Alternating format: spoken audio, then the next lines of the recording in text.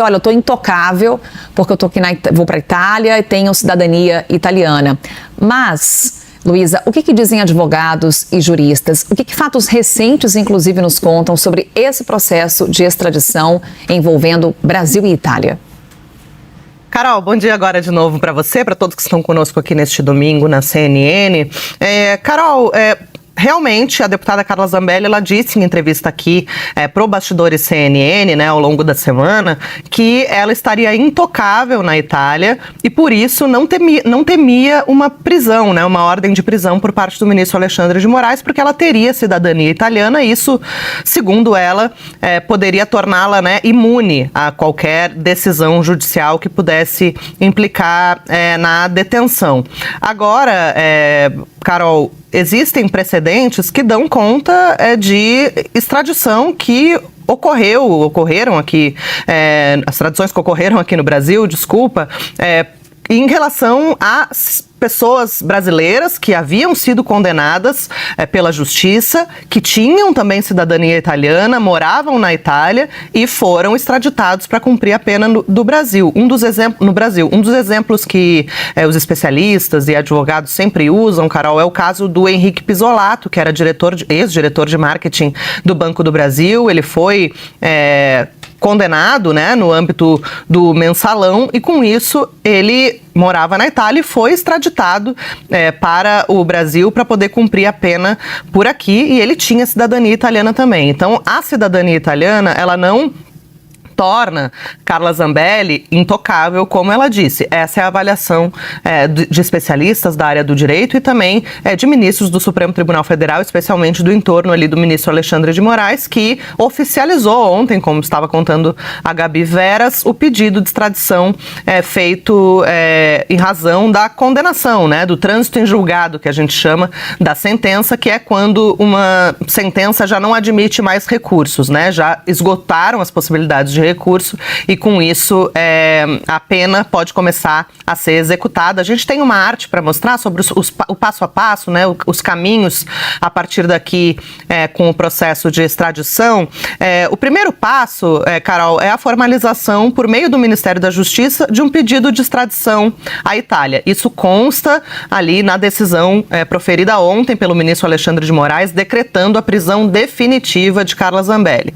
Depois que a pasta protocola a solicitação, o Itamaraty encaminha o texto à Embaixada Brasileira em Roma, que manda o documento para o Ministério das Relações Exteriores italiano.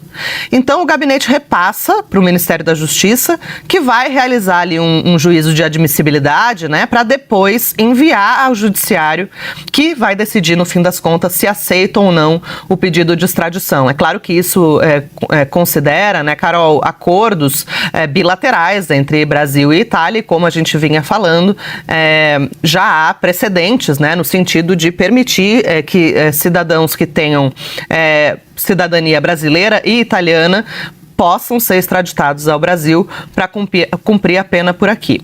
A gente lembra, Carol, que no início da semana foi decretada a prisão preventiva de Carla Zambelli devido ao fato dela ter fugido do país para, segundo ela própria, se tornar intocável perante a justiça brasileira e escapar, então, dessa pena que estava muito próxima de começar a ser cumprida, né? Que são 10 anos em regime fechado e perda do mandato. E essa decisão de prisão preventiva, essa ordem de prisão preventiva, ela inclui não só a prisão preventiva em si, mas várias outras medidas cautelares. Bloqueio de bens e valores, por exemplo, né?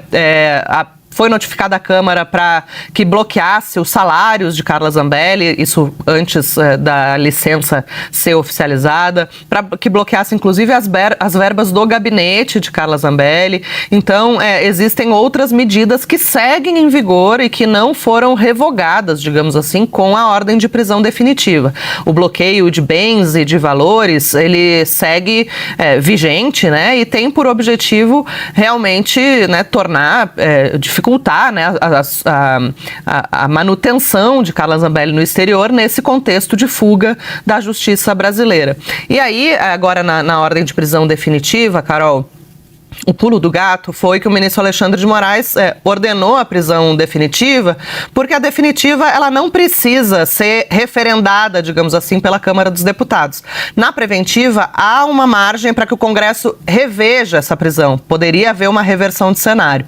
Na prisão definitiva, essa fase ela não existe, isso dispensa, então, uma análise da Câmara, e até o próprio ministro Alexandre de Moraes disse na decisão que cabe à Câmara apenas decretar a perda do mandato, um ato formal em cumprimento a essa decisão do Supremo, mas isso a gente sabe, né, Carol, que é um ponto de atrito quase histórico aí entre o Congresso e o Supremo. O Congresso, claro, defende a palavra final, de qualquer maneira, sobre perda do mandato, mas no STF a jurisprudência é bastante clara no sentido de